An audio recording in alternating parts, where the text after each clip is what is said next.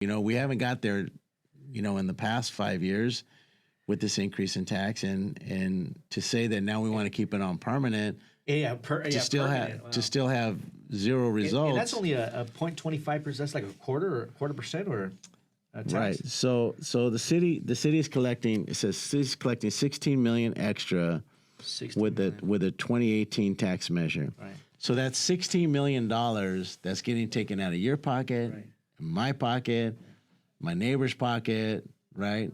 Mexico Lindo's pocket, right? So and again, the way that it's written, I mean, I support all that. I support helping the police department to be better and to fix our streets and to the end homelessness. And so, reading that first measure, it says, oh yeah, I can get on board with this. I'll give you some more of my money to fix something. But again, not much has been fixed in the past, 6-7 years. Is this money? Are we talking about it? Is more money the solution, or is doing things differently the solution? Right, and that's the thing, man. When you look at it, the proponents of this particular tax measure, it's Nora Garcia, who's our council representative for District 3, Tim Sandoval, who's the mayor, and John Nolte, who is the council member for District 1. They're all good people. They're all good people, and their hearts, I believe, I want to believe that are in the right place. They're in support of this tax. However, this on the ballot right here, right? It doesn't show any opponents. Right? And there are opponents, right? So there's clearly tell us opponents. The other side of Measure P.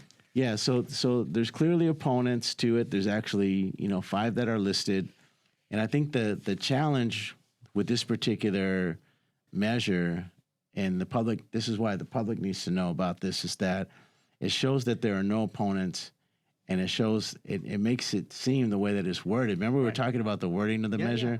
Yeah. Right. It makes it seem like 911 services will be taken away, yes. or be lessened, or there'll be less police response if.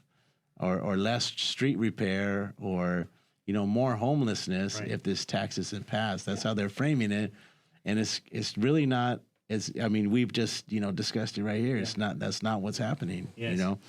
And so there's opponents to it, but they're not listed on the actual ballot. And is that purposefully done, or was had to get something in before a certain time for it to be printed? Like I said. Well, that's the thing. We can't. I wonder. Yeah, that's the thing, man. We can't get a straight answer on it. That's the problem. Right. Because clearly, tell us on one page, one page within the ballot booklet, right, in your sample ballot booklet, you can read about the argument against, and those 5 people, and there's more than 5 people. They are listed. Yeah. They are listed. You have Veronica Cabrera, Miguel Vasquez, Rhonda on the Bellevue. same book, yeah. In one section, there are no opponents to the Where measure. you're marking yes or no. That's the problem. Yes, where everyone's going to look at that one. Yeah, everyone's looking at that one, and very few people go to the kind of the meat of the... I wonder, only because these are elected officials that are on it for pro, did you have to be an elected official to be on it, to be against, or no, they reserve the citizenry, the business owners for another page, or well, no, that's not the case at all. It's not like that. They would have to be listed, and in fact, you have the supporters in this case. It says Nora Garcia, resident, and District 3 City Council member, right? So it has her as being both, but she could just be a resident, or a business owner, or whatever. There's opponents to particular measure. Their name should be listed. The fact that they're not listed is problematic, and what do you call it? I want to try to find the right word. It's misleading. Right? It's misleading when you see. And we're all busy. Right, we're trying to figure out. Okay, man, what I feel. Who do I? If you're not engaged like you and I are, where we kind of know what's going on.